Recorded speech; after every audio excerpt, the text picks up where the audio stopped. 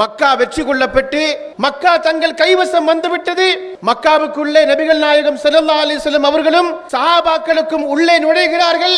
மக்காவின் அதிபதியாக நபிகள் நாயகம் இனி ஆட்சி செலுத்த போகிற இந்த கட்டத்தில் அவர்களை கல்லாலும் சொல்லாலும் அடித்து காயப்படுத்தி மக்காவை விட்டும் துரத்தி அனுப்புவதற்கு யார் காரணமாக இருந்தார்களோ அந்த மக்கள் எல்லோரும் தங்கள் உயிரை கையிலே பிடித்துக் கொண்டு காபத்துல்லாவை சுற்றி நின்று கொண்டிருக்கிற பொழுது நபிகள் நாயகம் ரசூலுல்லாஹி ஸல்லல்லாஹு அலைஹி வஸல்லம் அவர்கள் ரொம்ப எளிமையாக ரொம்ப கூலாக அந்த மக்களை பார்த்து ஒரு வார்த்தை கேட்டார்கள். அந்த கூட்டத்தில் ஹிந்தா இருந்தார், அந்த கூட்டத்தில் வஹ்ஷி இருந்தார், அந்த கூட்டத்தில் ரசூலுல்லாவின் மீது கல்வீசியவர்கள் இருந்தார்கள், காயப்படுத்தியவர்கள் இருந்தார்கள், கடும் சொல்லை பயன்படுத்தியவர்கள் இருந்தார்கள்.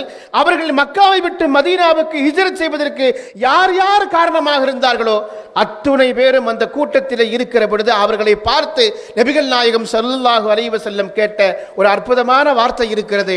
மாதா தன்துருன மின்னி, என்னிடமிருந்து நீங்கள் என்ன எதிர்பார்க்கிறீர்கள்? உலகத்தில் எந்த ஆட்சியாளரும் எந்த வெற்றி பெற்றவரும் இப்படி கேட்க மாட்டார்கள். உலகத்தில் வெற்றி பெற்றவர் மன்னர்கள் அரசர்கள் யாராக இருந்தாலும் சரி, தனக்கு துன்பம் கொடுத்தவர்களை பார்த்து தங்களுடைய ஆட்சி கைவசம் வந்ததற்கு பிறகு என்னிடமிருந்து நீங்கள் என்ன எதிர்பார்க்கிறீர்கள் என்று கேட்டதாக சரித்திரத்தில் நாம் பார்க்க முடியாது. அவர்களை பழி வாங்குவதற்கு ஒரு சின்ன துரும்பு கிடைக்காதா என்றுதான் ஆட்சியாளர்கள் விரும்புகிற காட்சியை நாம் இன்றைக்கு உலகத்தில் பார்த்து கொண்டிருக்கிறோம். அவர்கள் எல்லோரும் சொன்னார்கள், அன்தா அகுன் கரீம், நீங்கள் ஒரு சங்கையான மனிதர், நீங்கள் மரியாதை தெரிந்தவர், நீங்கள் எங்களை பழிவாங்க மாட்டீர்கள் என்று சொன்ன சமயத்தில் தான் இதுஹபு அன்தும் முத்துலகா, யூசுப் நபி அலைஹிஸ்ஸலாம் தன்னுடைய சகோதரர்களுக்கு சொன்ன அந்த வார்த்தையை சொல்லி நீங்கள் எல்லோரும் விடுதலை பெற்றவர்கள், போய் வாருங்கள் என்று தங்களுடைய கடுமையான விரோதிகளை வைரிகளை மன்னித்து அனுப்பி இருக்கிற மகத்தான குணத்திற்கு சொந்தக்காரர்கள் நபிகள் நாயகம் ரசூலுல்லாஹி ஸல்லல்லாஹு அலைஹி வஸல்லம் அவர்கள். வாழ்க்கையின் எந்த கட்டத்திலும் தங்களுக்கு